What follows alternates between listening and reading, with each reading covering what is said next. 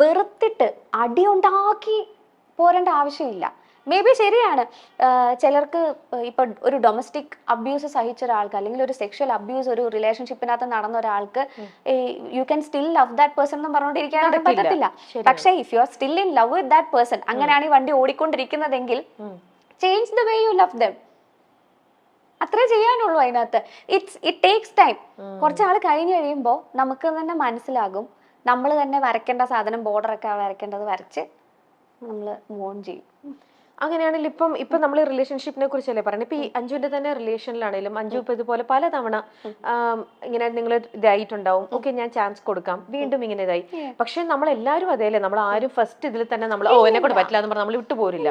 നമ്മൾ ഈ പറയുന്ന പോലെ ജെന്യുവൻ ആയിട്ടുള്ള ഒരു സ്നേഹം നമ്മുടെ ഇടയിലുണ്ടെങ്കിൽ നമ്മൾ അവർ മൾട്ടിപ്പിൾ ചാൻസസ് നമ്മൾ കൊടുക്കും. പല തവണയും കൊടുത്തിട്ടും നമുക്ക് ആ ഒരു നമ്മളൊരു ലൂപ്പ് ക്രിയേറ്റ് ചെയ്യാണ്. എഗെയിൻ എനിക്കിത് വർക്ക്ഔട്ട് ആവുന്നില്ല, ഓക്കെ, ഈ ഒരു ഇതെനിക്ക് ശരിയാവണില്ല എന്ന് നമുക്കൊരു പോയിന്റിൽ നമുക്ക് ആർക്കും നമ്മുടെ മൈൻഡ് അങ്ങനെ തോന്നും അല്ലേ. അങ്ങനെ അഞ്ജുവിന് തോന്നിയിട്ട് അഞ്ജു തന്നെയാണോ ഇനി ഇത് വേണ്ട എന്നും പറഞ്ഞ് അത് ബ്രേക്കപ്പ് ചെയ്ത് പോണ ആണോ? എക്സാക്ട്ലി. കാരണം നമുക്കിത് ആരെങ്കിലും ഒരാൾ ആ മൂവ് എടുത്തല്ലേ പറ്റത്തുള്ളൂ അതിനകത്ത്. പക്ഷെ അവിടെ നമ്മുടെ നമ്മുടെ ആംഗിളിലും നമ്മുടെ ഇതിലല്ലേ നമ്മൾ തിങ്ക് ചെയ്യണത്. അപ്പൊ ഞാൻ കാൽക്കുലേറ്റ് ചെയ്തതോ അല്ലെങ്കിൽ ഞാൻ തിങ്ക് ചെയ്യണതോ ശരിയാണോ? ഞാൻ ഈ വിചാരിക്കുന്ന പോലെ തന്നെ ആയിരിക്കുമോ ചിലപ്പോൾ ഫാക്ടർ എനിക്ക് തെറ്റിയതായിരിക്കുമോ? അങ്ങനെ ഒരു പ്രാവശ്യം കൂടെ എന്നാ ചാൻസ് കൊടുക്കണം. ഞാൻ ഒരു പക്ഷെ ഞാൻ ആലോചിക്കുന്നതിന്റെ കുഴപ്പമാണോ, ഞാൻ എന്ന് ഇങ്ങനെ മാറാം, എന്റെ തോട്ടിന്റെ കുഴപ്പമായിരിക്കും. അങ്ങനെ പ്രത്യേകിച്ചും ഇങ്ങനെ നമുക്കിപ്പോ ആങ്സൈറ്റി ഉണ്ടല്ലോ അഞ്ജുവിനെ സംബന്ധിച്ച്. അപ്പം ഞാനിങ്ങനെ ടൂ മച്ച് ആങ്ഷ്യസ് ആണ് എല്ലാ കാര്യത്തിലും. അപ്പൊ ഒരു പക്ഷെ എനിക്ക് റോങ് ആവാലോ. അപ്പം ഞാൻ ഈ ട്രാക്ക് മാറ്റി പിടിച്ചാൽ ചിലപ്പോൾ ഇത് സ്മൂത്ത് ആയി പോയാലോ, അങ്ങനെ അങ്ങനെ ചിന്തിച്ചിട്ടുണ്ടോ? ഇതിന്റെ ഒരു വിഷയം ഈ സംഭവത്തിന് എനിക്ക് ഉത്തരം പറയാൻ പറ്റാത്തതിന്റെ ഒരു കാരണം എന്താ വെച്ചാൽ എനിക്ക് ആ റിലേഷൻഷിപ്പ് ബ്രേക്ക് ആയതിന്റെ കാരണം എനിക്ക് പറയാൻ പറ്റത്തില്ല. സോ അത് പറയാത്തോടത്തോളം കാലം ഞാൻ ഇതിന് പറയാൻ പറ്റുന്നില്ല, ആൻസർ ചെയ്യാൻ എനിക്ക് പറ്റത്തില്ല. ക്ലിയർ ആയി. ഓക്കെ, സാരില്ല, വിട്ടേക്കും. അപ്പൊ എന്തായാലും ആ ഒരു ഇതിൽ നിന്നും നമുക്ക് നമുക്ക് ഒരുപാട് വർഷത്തെ നമ്മുടെ ആ ഒരു ഇൻവെസ്റ്റ്മെന്റും നമ്മുടെ ഒരു ഇതല്ലേ. പക്ഷെ അതിൽ നിന്ന് അഞ്ജുവിനെ അപ്പൊ ഹെൽപ്പ് ചെയ്തത് അഞ്ജു തന്നെയാണോ, ഈ പറയുന്ന ഒരു ഡോക്ടറിനാണോ? ഇവരെല്ലാരും നമ്മളെ ഹെൽപ്പ് ചെയ്യാൻ നോക്കും. At the end of the day നമ്മൾ തന്നെ നമ്മളെ പൊക്കിക്കൊണ്ട് വന്നേ പറ്റത്തുള്ളൂ. No one can help us എന്താ പറയാ ബെറ്റർ ദാൻ അവർ സെൽഫ്. കാരണം ഇപ്പോൾ സിമ്പിളായിട്ട് ഞാനൊരു എക്സാമ്പിൾ പറയാം. നമ്മുടെ ഇപ്പൊ എന്നെ പാട്ട് പഠിപ്പിക്കുന്ന ബേണി ഇഗ്നേഷ്യസിലെ ബേണി സാറാ, ഹിന്ദുസ്ഥാനി പഠിപ്പിക്കുന്നത്. ബേണി സാറിന് എന്നെ പാട്ട് പഠിപ്പിക്കാനേ പറ്റത്തുള്ളൂ. പുള്ളി ക്ലാസ് എല്ലാ തിങ്കളാഴ്ചയാണ് എൻ്റെ ക്ലാസ്. തിങ്കളാഴ്ച രാവിലെ 10:30 സാർ എന്നെ പഠിപ്പിക്കുന്നു. സാർ എന്നെ കുറേ ചൊട്ടഗായൽ പഠിപ്പിക്കുന്നു, കുറേ രാഗം പഠിപ്പിക്കുന്നു. ഇതെല്ലാം പുള്ളി പഠിപ്പിച്ചു. പക്ഷെ ഞാനത് പഠിക്കണ്ടേ? അത് ഞാൻ വിചാരിച്ചാലേ നടക്കത്തുള്ളൂ. പഠിക്കണോ? സെയിം തിങ് അപ്ലൈസ് വിത്ത് തെറപ്പി. നമ്മൾ വെറുതെ തെറപ്പിക്ക് പോയിരുന്ന അവര് തരുന്ന മരുന്ന് മാത്രം കഴിച്ചിട്ട് അവർ പറയുന്ന കാര്യങ്ങളൊന്നും ചെയ്യുന്നില്ല. നമ്മൾ പിന്നെയും ആ ഒരു ലൂപ്പിൽ തന്നെ കിടന്ന് കറങ്ങിക്കൊണ്ടിരിക്കുവാണ്. നമ്മൾ ബൗണ്ടറി വെക്കുന്നില്ല, അല്ലെങ്കിൽ നമ്മൾ ആ ഒരു ആ എൻവയോൺമെന്റിൽ തന്നെ നമ്മൾ ഇപ്പോഴും നിൽക്കുവാണെങ്കിൽ ഹൗ കം ഒരു വ്യത്യാസം ഉണ്ടാകും? സോ അത് നമ്മളും കൂടെ വർക്ക് ചെയ്താൽ മാത്രമേ ഉള്ളൂ. ഇപ്പോൾ എല്ലാവരും അതിനുള്ളൊരു പ്രിവിലേജ്ഡ് സിറ്റുവേഷനിലാണോ എന്ന് ചോദിച്ചാൽ അല്ലാത്ത ഇഷ്ടം പോലെ ആൾക്കാരുണ്ട്. ഇപ്പോൾ ഒരു ടോക്സിക് ആയിട്ടുള്ള സിറ്റുവേഷനിൽ നിന്നിട്ട് അതിൽ ഒബ്സസ്ഡ് ആയിട്ട് നിൽക്കുന്ന ആൾക്കാരും ഉണ്ട്. അല്ലേ? എനിക്കറിയാവുന്ന എത്രയോ ആൾക്കാരുണ്ട്. ഇപ്പം ഞാൻ ഈ ഒരു കാര്യം ഓപ്പണപ്പ് ചെയ്ത് കഴിഞ്ഞ് കഴിഞ്ഞാൽ പിന്നെ ഞാനിത് ഓപ്പണപ്പ് ചെയ്തതിൻ്റെ തന്നെ കാരണം കുറേ പേര് ഇതിൻ്റെ താഴേക്ക് വന്ന് കമൻ്റൊക്കെ ഇടാറുണ്ടായിരുന്നു ആ സമയത്ത്. ഇവളിത് പറഞ്ഞതുകൊണ്ടല്ലേ ഇങ്ങനെ ന്യൂസും കാര്യങ്ങളൊക്കെ വരാം. ഞാനത് പറഞ്ഞതിൻ്റെ ഒരു മേജർ കാരണം it's not a crime to divorce. If a relationship is not working, it's okay to go for a divorce, അല്ലെങ്കിൽ ഒരു ബ്രേക്കപ്പ്. ഒരു ടോക്സിക് ഇതിനകത്ത് നിങ്ങൾ നിന്ന് നിങ്ങളുടെ ജീവിതം കളയുന്നതിൽ നല്ലത്, അല്ലെങ്കിൽ ഒരു ശരി നിങ്ങൾക്ക് അങ്ങനെ കണ്ടിന്യൂ ചെയ്ത് പോകാനാണ് താല്പര്യമെങ്കിൽ that's okay, that's up to you. പക്ഷെ ഡിവോഴ്സ് ചെയ്ത ആൾക്കാരെല്ലാം പ്രശ്നക്കാരാണ്, മോശമാണ്. ഇപ്പോൾ സിമ്പിളായിട്ട് വരുവാണെങ്കിൽ ഇപ്പൊ ഈ ഇന്റർവ്യൂ പുറത്ത് വന്നു കഴിഞ്ഞ് കഴിയുമ്പോൾ ഇതിനകത്തൊരു മേജർ സാധനം വരാൻ പോകുന്നത് ഞങ്ങൾ അന്നേ പറഞ്ഞില്ലേ, ഇവളുടെ ഭാഗത്താ പ്രശ്നം. That's okay. അതാ ഞാൻ നേരത്തെ ആദ്യം പറഞ്ഞത്. I reached A point wear okay, എൻ്റെ ഭാഗത്താണ് പ്രശ്നം, ദാറ്റ്സ് ഓക്കെ, കൂൾ. അപ്പൊ അല്ല ഇപ്പം ഇപ്പം നമ്മുടെ ഈ പ്രോഗ്രാം കണ്ടുകൊണ്ടിരിക്കുന്ന ഇപ്പൊ ആരെങ്കിലും ഒക്കെ ഉണ്ടെങ്കിൽ ഇതേപോലത്തെ സിറ്റുവേഷൻ മറ്റുള്ളവർക്കും ഉണ്ടല്ലോ. ഇതിപ്പോ ആർക്കും വളരെ കോമൺ ആയിട്ടുള്ള ഒരു സെയിം റൂട്ടിലൂടെയാണ് അഞ്ജുവിന്റെയും പോണത്. അപ്പൊ അവർക്കും കൂടെ എന്തെങ്കിലും ഒരു തരത്തിൽ ഇപ്പൊ അഞ്ജു ഇത്രയും ഒരു ക്ലിനിക്കലി സപ്പോർട്ടും കൂടെ കിട്ടി, അതിൽ കുറച്ചിപ്പം സക്സസ്ഫുൾ ആയി നിൽക്കുന്ന ഒരാളെന്നുള്ളതിൽ അഞ്ജുവിന് അത് ചിലപ്പോൾ അഡ്വൈസ് ചെയ്യാൻ പറ്റും അവർക്കാണെങ്കിൽ പോലും. ഇപ്പം ഇങ്ങനെ ഒരു റിപ്പീറ്റഡ്ലി ഇപ്പം നമ്മൾ തമ്മിലുള്ള ഇതിലാണെങ്കിൽ പോലും ഓക്കെ നിന്റെ ഭാഗത്താണ് മിസ്റ്റേക്ക് എന്നോ അല്ലെങ്കിൽ എന്റെ ഭാഗത്ത് നിന്ന് ചിലപ്പോൾ ചിലർ വളരെ കറക്റ്റ് ആയിട്ട് അവർ പ്ലേ ചെയ്യും. അതായത് നമ്മൾ എത്ര നിന്നാലും അവരും ചിലപ്പോൾ നമ്മളെയും കൊണ്ട് പറയിപ്പിക്കാൻ നോക്കും, അല്ലെങ്കിൽ നമ്മളെയും കൊണ്ട് അവർ എക്സിറ്റ് അടിപ്പിക്കാൻ നോക്കും. ഓക്കെ ഇതാണ് ചിലരുടെ വളരെ ഭയങ്കര ഒരു ചിലരുടെ ബ്രില്യൻ പ്ലേ ആണ്. ഗ്യാസ് ലൈറ്റിംഗ് ആണ് അല്ലേ? ആ ടേമിന്റെ പേരാണ് ഗ്യാസ് ലൈറ്റിംഗ്. ആണല്ലേ? ടേം നെയിമും പഠിച്ചു കഴിഞ്ഞു, പഠിച്ചുകൊണ്ടിരിക്കുന്നു. അപ്പൊ അതിനവിടെ ഒരു അതായത് മറ്റുള്ളവർ നമ്മളെ ബ്ലെയിം ചെയ്യാണ്. ആ സെക്കൻഡ് പേഴ്സൺ നമ്മളെ ബ്ലെയിം ചെയ്തിട്ട് നിന്റെ മിസ്റ്റേക്ക് കൊണ്ടാണ് ഞാനിപ്പോ ഇങ്ങനെ ആയത്, അല്ലെങ്കിൽ നീയാണ് ഇതിനെ പറഞ്ഞിട്ട് ഇങ്ങനെ റിപ്പീറ്റഡ്ലി നമ്മളെ ബ്ലെയിം ചെയ്യാണ്. അങ്ങനെ അതിന് ബ്ലെയിം ഷിഫ്റ്റിംഗ് എന്ന് പറയുമല്ലോ. അപ്പൊ അങ്ങനെ നമ്മളെ ബ്ലെയിം ഷിഫ്റ്റ് ചെയ്ത് ഓക്കെ നമ്മളെയും കൊണ്ട് അവർ ഫൈനലി പറയിപ്പിക്കുകയാണ്.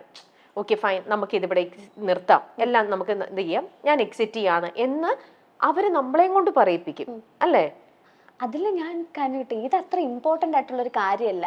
കാരണം ആര് ഇത് പറഞ്ഞാലും ഇതിന്ന് രക്ഷപ്പെട്ടാ പോരെ. എന്തിനാ ഇങ്ങനെ ചിന്തിക്കുന്നത്? ഇപ്പൊ അവര് നമ്മളെ കൊണ്ട് പറയിപ്പിച്ചാലും നമ്മൾ അവരെ കൊണ്ട് പറയിപ്പിച്ചു. ഇപ്പൊ ആര് എന്താ ബ്രേക്കപ്പ് പറഞ്ഞാലും അതൊരു ടോക്സിക് റിലേഷൻഷിപ്പ് ആണെങ്കിൽ ആര് ബ്രേക്കപ്പ് പറഞ്ഞാലും അവര് നമ്മളെ കൊണ്ട് പറയിപ്പിച്ചതാണെങ്കിൽ പോലും ദാറ്റ്സ് ഗുഡ്, റൈറ്റ്? അങ്ങനെ എടുത്താ പോരെ. പക്ഷെ അങ്ങനെ അതങ്ങനെ ഇപ്പം നമ്മൾ തമ്മിലുള്ള ഫ്രണ്ട്ഷിപ്പിനിടയിലും ഞാൻ പെട്ടെന്ന് അങ്ങ് ഓക്കെ കല്ലിവലി നമുക്കെന്നാ പിരിയാന്ന് പറഞ്ഞ് ഒരു നേരത്തെ എന്റെ ഒരു ദേഷ്യത്തിൽ ചുണ്ടി എടുത്തിട്ട് ഞാൻ ഇറങ്ങിപ്പോയി കഴിഞ്ഞാൽ പിന്നീട് നമ്മൾ ലൈഫിൽ നമുക്ക് ദൈവം മറവി തന്നിട്ടുണ്ടല്ലോ. അപ്പൊ നമ്മൾ അതിൽ പിന്നീട് അയ്യോ ഞാൻ അവിടെ ഇങ്ങനെ ചെയ്തിരുന്നെങ്കിൽ എനിക്ക് അവരുമായിട്ടുള്ള റിലേഷൻ കണ്ടിന്യൂ ചെയ്യാമായിരുന്നു, ഞാൻ അവിടെ ഒന്നും റിഗ്രറ്റ് ചെയ്ത്, അങ്ങനെ നമുക്ക് ചിലപ്പോൾ ഒരു റിഗ്രറ്റ് തോന്നാം ലൈഫിൽ അല്ലേ? നമ്മള് മേ ബി മൾട്ടിപ്പിൾ ചാൻസസ് കൊടുത്തിട്ടല്ലേ നമ്മള് ഇതിനകത്തുനിന്ന്. എന്നെയൊക്കെ സംബന്ധിച്ച് ഞാനൊക്കെ ഇപ്പോൾ ഒരു ഫ്രണ്ട്ഷിപ്പ് കട്ട് ഓഫ് ചെയ്യുന്നതാണെങ്കിലും അല്ലെങ്കിൽ ഒരു റിലേഷൻഷിപ്പ് കട്ട് ഓഫ് ചെയ്യുന്നതാണെങ്കിലും ഞാൻ ഇഷ്ടംപോലെ ചാൻസ് കൊടുക്കും ആൾക്കാർക്ക്, ഇഷ്ടംപോലെ ചാൻസ് കൊടുക്കും. ചാൻസ് കൊടുത്തിട്ട് പറ്റുന്നില്ല എന്ന് കണ്ടാൽ മാത്രമേ ഉള്ളൂ ഇത്. അതിനകത്തും I don't stop loving them or I don't stop caring about them. നാളെ അവർക്കൊരു ബുദ്ധിമുട്ടുണ്ടായാൽ ഞാൻ ചെല്ലത്തില്ല എന്നല്ല, ഞാൻ ചെല്ലും. പക്ഷെ എന്നെ ഹേർട്ട് ചെയ്യാനുള്ള സാധനം ഞാൻ സമ്മതിക്കത്തില്ല, അത് ഞാൻ വരയ്ക്കും. മേ ബി അതിനെ വേണമെങ്കിൽ സെൽഫിഷ്നെസ് എന്ന് വിളിക്കാം, ദാറ്റ്സ് ഓക്കെ. അന്ന് എനിക്ക് വരയ്ക്കേണ്ട ബോർഡർ ഞാൻ വരയ്ക്കും. അതായത് ഓൾറെഡി നമ്മളെ ഒരുപാട് ഹേർട്ട് ചെയ്തിട്ടുണ്ട്, നമ്മൾ ഒരുപാട് വേദനിപ്പിച്ചിട്ടുണ്ട്. ഇനിയും അവർക്ക് എന്തെങ്കിലും ഒരു ആവശ്യം വന്നാലും നമുക്ക് അവരെ ഇഷ്ടമായതുകൊണ്ട് നമ്മൾ അവിടെ ചെയ്തു കൊടുക്കാം. ഇപ്പൊ അവർക്കൊരു സപ്പോസ് ഒരു ആക്സിഡന്റ് ഉണ്ടായി, അവരുടെ എമർജൻസി കോണ്ടാക്ട് നമ്മൾ ആണെന്നിരിക്കട്ടെ, മാറ്റിയിട്ടില്ല, കോള് വന്നു, അത് വളരെ മാനുഷികമായിട്ടുള്ള ഒരു കാര്യമാണ്. ജസ്റ്റ് ബീങ് കൈൻഡ്, അത്രേ ഉള്ളൂ. ദാറ്റ് ഡസന്റ് മീൻ നാളെ അവർക്ക് പിന്നെയും എന്റെ തലയിൽ കയറി തിരങ്ങാനുള്ള ചാൻസ് ഞാൻ കൊടുക്കും എന്നുള്ളത് അല്ല. ഞാന് ഈ നമുക്ക് ജസ്റ്റ് ഫോർഗീവ് പീപ്പിൾ എളുപ്പമുള്ള കാര്യമൊന്നുമല്ല. ക്ഷമിക്കാം, പക്ഷെ മറക്കേണ്ട ആവശ്യമില്ല. എന്താ അവര് ചെയ്തതെന്നുള്ളത് നമ്മൾ മറക്കേണ്ട ആവശ്യമില്ലല്ലോ. അതൊന്ന് ഓർത്ത് വെച്ചാൽ മതി. അപ്പൊ ഒരു തയ്യകലത്തിൽ നിർത്തിയാൽ മതി. അത് എവിടെ നിർത്തണം, അവരെവിടെ നിൽക്കണം, നമ്മളെവിടെ നിൽക്കണം എന്നുള്ള ആ ബോർഡർ വരയ്ക്കുന്നത് നമ്മളായാൽ കാര്യങ്ങൾ കുറച്ചും കൂടെ എളുപ്പമായിരിക്കും. ഇതൊന്നും ചിലപ്പോ കേൾക്കുന്ന ആൾക്കാർക്കും മനസ്സിലാവുന്നുണ്ടാവത്തില്ല. എനിക്ക് കറക്റ്റ് ആയിട്ട് മനസ്സിലാവുന്നുണ്ട്, ആർക്കും മനസ്സിലാവുന്നുണ്ട് അഞ്ജു, വളരെ ക്ലിയർ ആയിട്ട് തന്നെ. കാരണം നമുക്ക് ആർക്കാണെങ്കിലും നമുക്കിത് റിലേറ്റ് ചെയ്യാൻ പറ്റുന്ന ഒരു കാര്യം തന്നെയാണ് അഞ്ജു പറയണത്. ഇറ്റ്സ് നത്തിങ് അങ്ങനെ ഒരു ഇതൊന്നും അല്ല.